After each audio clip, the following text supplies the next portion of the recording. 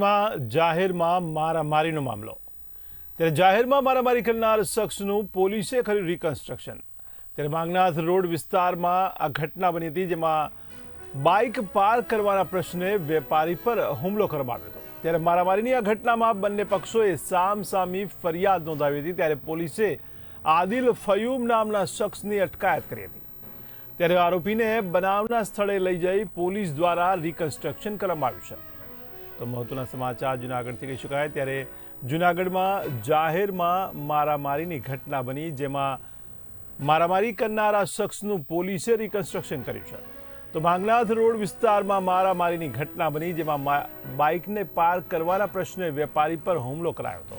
ત્યારે મારામારીની આ ઘટનામાં બંને પક્ષોએ સામસામે ફરિયાદ નોંધાવી હતી। તો પોલીસે આદિલ ફયુમ નામના શખ્સની ધરપકડ કરી છે।